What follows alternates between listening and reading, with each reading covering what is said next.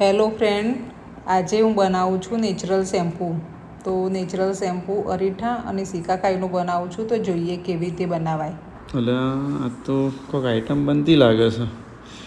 પૂછીએ જ ખરા. શું બનાવે છે? બનાવતી નહીં તો એટલે પેલું શેમ્પૂ બનાવું છું. શું વાત? Let's go. શું કરીશ?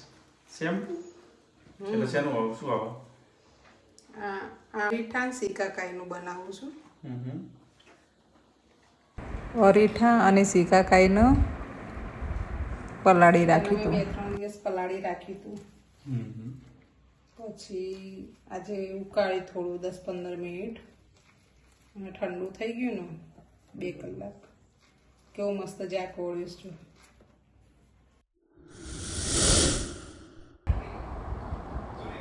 આ રીતે મસળવાનું થોડું, એટલે મસળ્યા પછી જેમ એનો જાક થઈ જશે ને અંદરનું જે શેમ્પૂનો જે કસ હોય બધો પાણીમાં મિક્સ થઈ જશે. પછી એને આપણે એક વાસણમાં ગળી લેવાનું અને એનો સ્ટોર કરવાનો.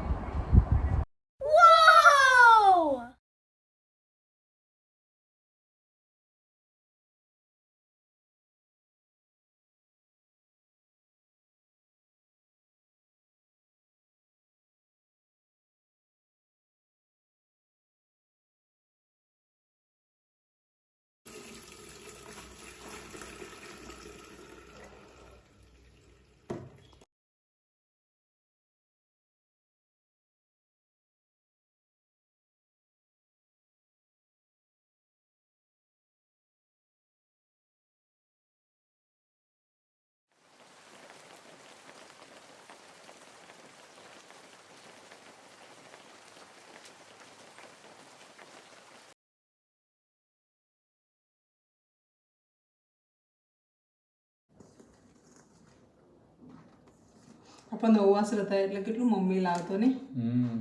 એ વખતે મને આની કદર નથી. મમ્મી તો બહુ ઉપયોગ કરતો. મમ્મી ઉપયોગ કરતો તો હવે બાલ ઉતરવા માંડે એમના. ના પણ હજી તો એવા ને એવા જ છે. ભલે ટૂંકા થઈ ગયા એ તો અમુક થોડુંક ઉંમરે હોય.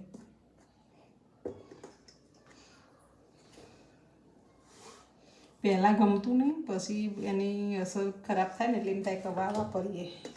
પહેલેથી વાપર્યું તો સારું. બધું ઇન્સ્ટન્ટ જોઈતું હોય ને એટલો. નેચરલની કદર જ ક્યાં છે? હા, સાચી વાત છે. જ્યારે બધું બગડી જાય ને ત્યારે એમ થાય કે હા હવે કંઈક સુધારીએ. જે જાક છે ને અંદર નીકળતું જ નહીં યાર. બરાબર.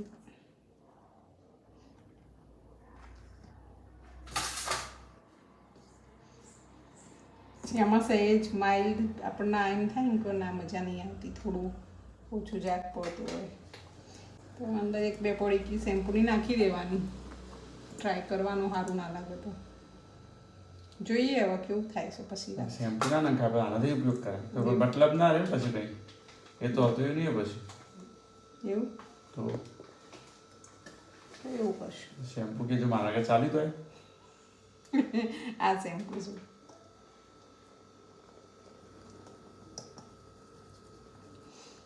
જોડે ઉભા રહેશે પણ મદદ કરો છો કે લાઈ હું એકાથી વેળી આપું તો ના. એટલે પણ મા બનાવતી એક જ જણે બનાવવાનું, એનો કંઈ ઉપયોગ વ્યવસ્થિત ના થાય.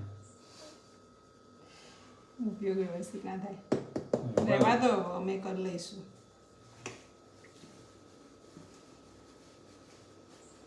હા તો બધા પાછા બાલ તો તમે તમે હાથ અડાડે તો ને એટલે એવું થયું છે.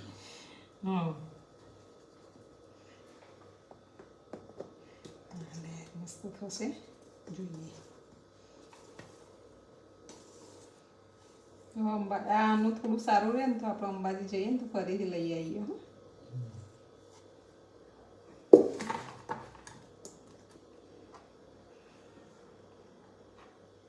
અને ફ્રીજમાં મૂકવું પડશે ને તો 12 ચાલે. મને ખબર નહીં.